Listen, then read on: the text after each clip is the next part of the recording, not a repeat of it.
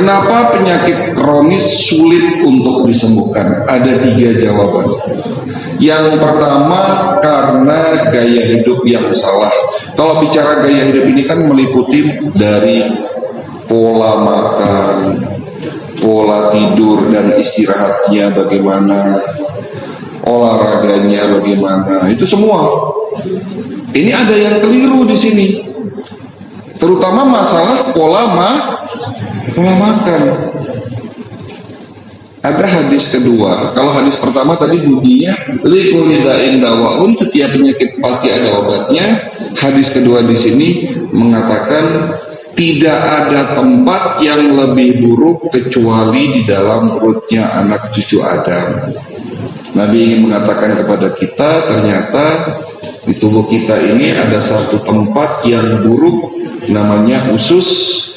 Artinya begini, diterjemahkan buruk kalau makanan kita buruk, tapi akan menjadi baik kalau makanan kita pun baik. Di saat buruknya sistem pencernaan, disinilah awal muasal gerbang munculnya penyakit degeneratif.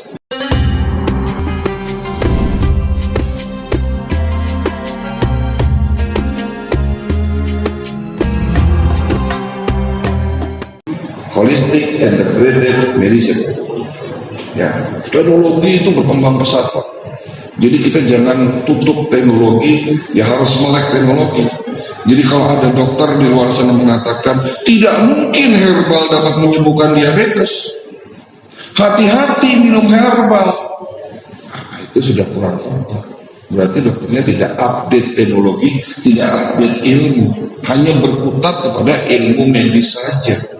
Walaupun dia seorang profesor sekalipun, tapi kalau bidang keilmuannya hanya di bidang medis, sementara tidak membuka diri untuk mempelajari pengobatan-pengobatan di luar medis yang sudah mendapatkan pengakuan di luar sana, ya pasti ibu berobat ke profesor tersebut pasti akan mengatakan hati-hati minum herbal. Bahkan ada yang menurut saya ini naif, tidak mempelajari herbal secara benar, ya, tapi sudah menjudge bahwa semua herbal di Indonesia ini tidak baik. Nah, itu yang kurang tepat menurut saya. Ya. Baik, Bapak Ibu sekalian, kita langsung masuk materi. Judulnya menarik. Sebetulnya judul ini sudah sering saya sampaikan di setiap seminar saya, karena sudah 5 tahun, ya. Jadi kalau ibu hari ini, bapak hari ini ingin mengulang kembali apa yang saya sampaikan di sini, ya, nanti silahkan buka YouTube, ketik manasik kesehatan, karena sudah banyak masjid-masjid yang mengupload manasik kesehatan dengan judul ini ke YouTube-nya mereka masing-masing. Tapi kalau ingin mendapatkan materi yang lebih spesifik lagi, bicara mengenai penyakit diabetes, hipertensi, jantung, stroke, silahkan juga buka YouTube, ketik Sejadah SCTV. Pernah nonton acara Sejadah di SCTV, Pak? Itu setiap hari, setiap pagi ada saya, ada Ustadz Solmed, ada Cing Abdel, ya. Tapi memang acara tersebut sudah dihentikan oleh pihak SCTV karena kita tidak bisa syuting, ya, karena memang pandemi, jadi sudah tidak ada materi-materi baru, ya.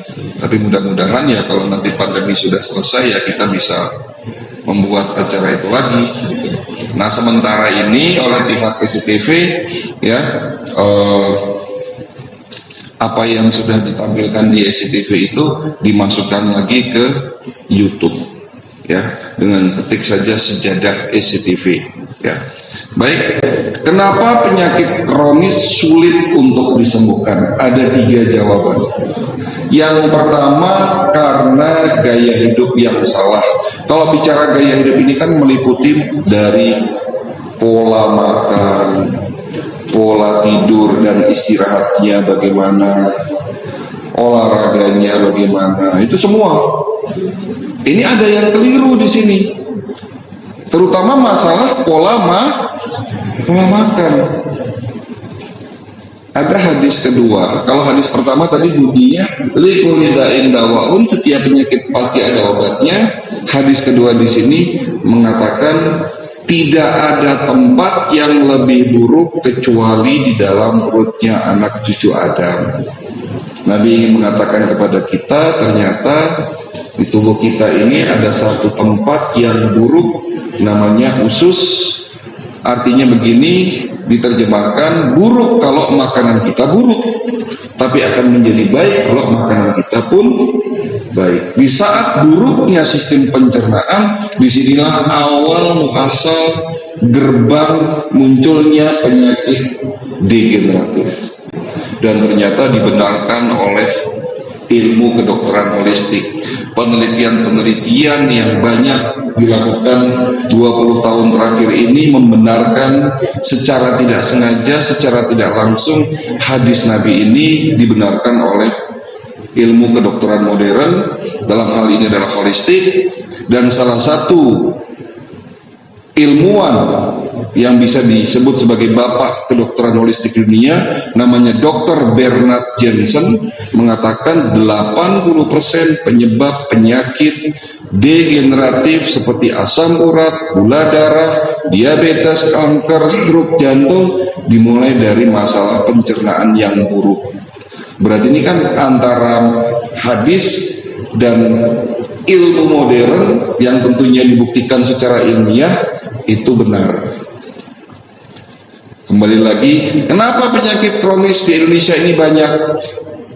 15 tahun, 20 tahun saya jadi dokter, 15 tahun saya menjadi dokter praktisi pengobatan holistik, dokter spesialis naturopati. Selalu setiap hari didatangi pasien kalau tidak hipertensi, diabetes, jantung, stroke, gagal ginjal, dan angkanya terus bertambah, Bapak Ibu sekalian. Buktinya apa? Rumah sakit rame, ya. Rumah sakit Darmais nggak pernah sepi. Rumah sakit Harapan Kita untuk penyakit jantung 2 kali lipat lebih ramai daripada Darmais. Rumah sakit umum daerah di setiap provinsi selalu ramai dan ngantri. Puskesmas juga begitu. Kenapa bisa seperti itu? Karena pola makan bangsa kita ini sudah mulai salah. Salah bagaimana sih, Dok? Ayo kita buktikan saja. Siapa di antara Bapak Ibu yang di rumahnya tidak punya mie instan? 7 tangan. Ada enggak yang tidak punya mie instan? Hanya 1 orang yang enggak punya, enggak pernah beli mungkin, atau stoknya habis. Stoknya lagi habis, belum beli. Ya, jadi kita buktikan ini pola makan bangsa kita seperti apa. Siapa di antara Bapak Ibu yang dalam waktu 1 minggu tidak makan goreng-gorengan? Impossible sepertinya, Dok, kalau tidak makan goreng-gorengan.